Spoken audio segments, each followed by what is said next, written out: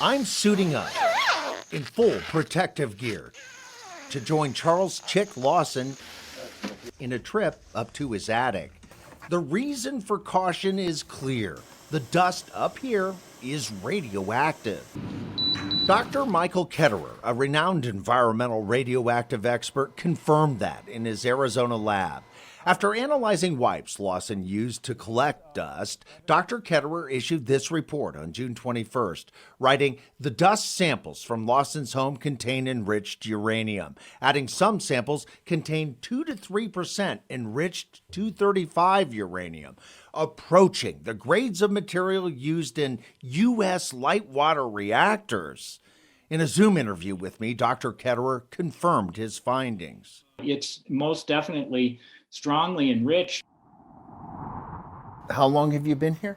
36 years. And it's highly radioactive. Yes. Lawson is a former OSHA investigator and Union Safety Officer at the Portsmouth Gaseous Diffusion Plant, or PORTS, the now closed facility that enriched uranium for America's nuclear bombs. A gas release at PORTS left him disabled. As you can see, I'm on oxygen. I have chronic beryllium disease from working at the plant. He's also the guy who tipped me about contamination and claims of cancer around PORTS nearly 3 years ago. Did you ever think that that long road would lead here to your home? I was afraid it would, and now that it has been confirmed, it terrifies me. Fear triggered Lawson to test his home in the first place. His wife Kimberly has a thyroid condition. His son Chaz has a tumor at the center of his brain. His daughter Carissa has a tumor as well. How big is that tumor that you've been dealing with? It wraps around the spine. Even 4 of the family's dogs have had cancer.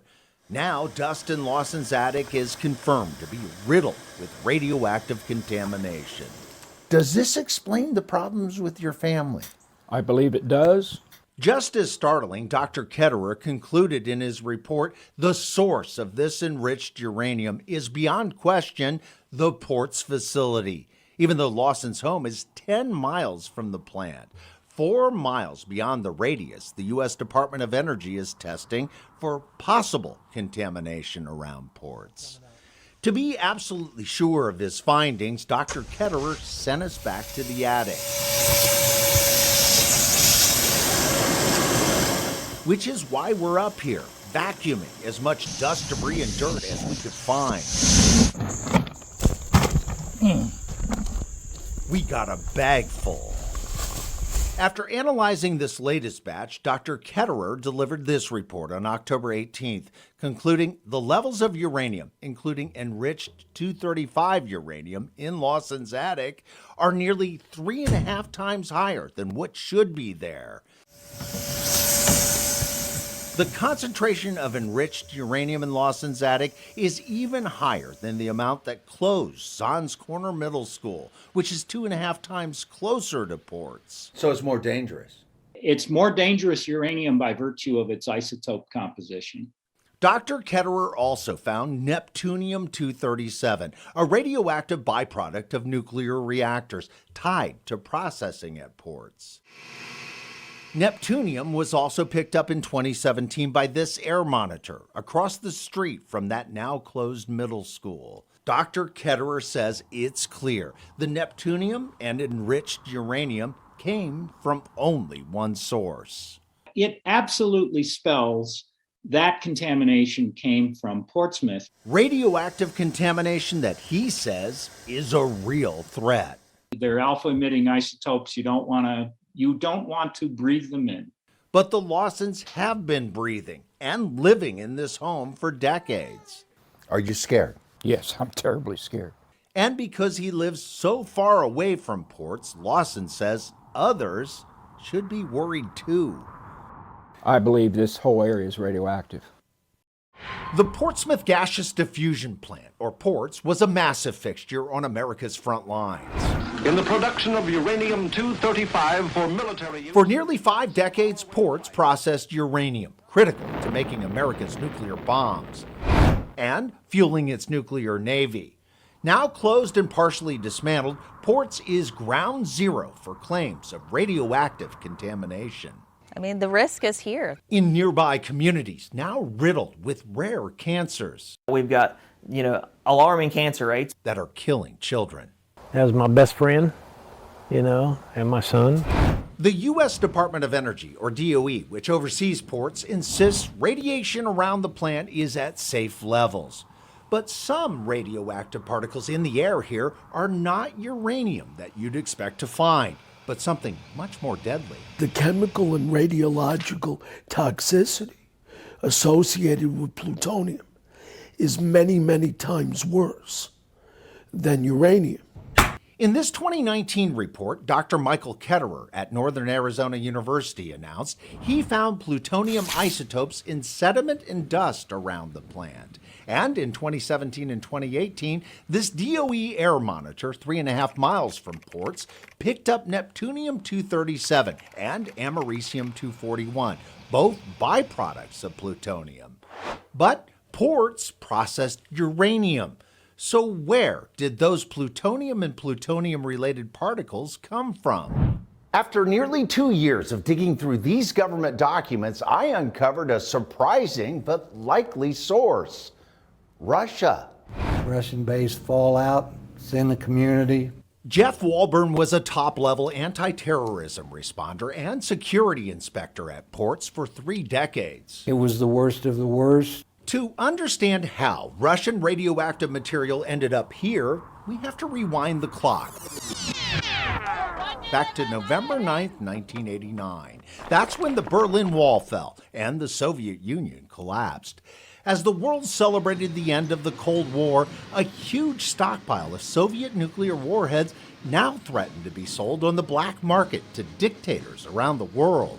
So, the U.S. developed a plan. Congress got into a deal to bring Russian warheads.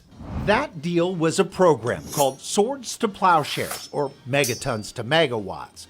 Under it, the U.S. bought thousands of Soviet warheads and converted them to enriched uranium to be processed into fuel for America's reactors. In 1994, the Russian radioactive material began arriving in America. And as this government map clearly shows, all of it was shipped to one destination for processing: the Portsmouth Gaseous Diffusion Plant here in Ohio. The Russian material was coming in, Contaminated Russian material. which they knew. They knew. While top-level administrators at DOE and the Nuclear Regulatory Commission, or NRC, knew the details of the program, Dr. David Menuda, the chief scientist at Ports from 1992 to 2000, who was supposed to sign off on what was being processed at Ports, says he was never told. You never knew Russian material was coming. That is correct. As a matter of fact, you just found out. That is correct, sir. How shocked are you by this? I'm actually beyond shocked. I'm appalled. For those in charge of the Swords to Plowshares program, questions about what Russia was sending began right away. In this transcript from a 1994 meeting of the NRC, the CEO of America's now privatized nuclear industry admitted initial testing of the Russian material revealed excess supplies of plutonium and other dangerous elements. 2 years later, in 1996, that same CEO indicated those issues had been resolved, telling the NRC everything they have delivered has been well within specification. But according to this 1999 GAO report, concerns about the Russian material ratcheted up. The report noting 1/3 of the shipments from 1995 to 1998 were not subject to transparency measures, meaning the shipments were not thoroughly examined. And the GAO added there was a deliberate decision by the U.S. government to have the radioactive material rapidly removed from Russia. As this graphic from that report reveals, from 1995 to 1998, 1,487 metric tons of enriched uranium were delivered from Russia to the U.S. That's the equivalent of 2,040 nuclear warheads. And all of it was delivered directly to Ports before it shut down in 2001. If you knew this was material from Russia, including plutonium, that was coming into your plant, what would you have done? Would have asked them to stop, immediately stop. That's because Dr. Minuta says Ports was not designed to handle plutonium. Yet, as the documents reveal, plutonium was in the Russian material and processed at Ports. And it was deliberately kept away from me. Does it all make sense to you now about the contamination in this area? Well, it accounts for a lot of the contamination. On a sun-drenched day, the shadow of sadness follows a father. You do carry it. Larry Farmer is making a somber journey that's become routine. 3 to 4 times a month. To visit his son at Mound Cemetery. I come in here and talk to Zach. Zach Farmer was an All-American pitcher at Piketon High and a rising star at Ohio State. Zach's dream of making it to the big leagues was stolen by acute myeloid leukemia. It killed him in 2015, just 8 days after he turned 21. You're never going to find peace. Zach grew up in this home, along a government fence, a little more than a mile from the Portsmouth Gaseous Diffusion Plant, or PORTS, the now-closed Cold War facility that enriched uranium for America's nuclear bombs. PORTS dominates the landscape in Pike County. So do cancer and death. Oh, you know there's many more. Sure. Yeah, and a lot we don't know about. But just how bad is it here in this southern Ohio county? For the answer, I traveled to Ocean City, New Jersey. Very much.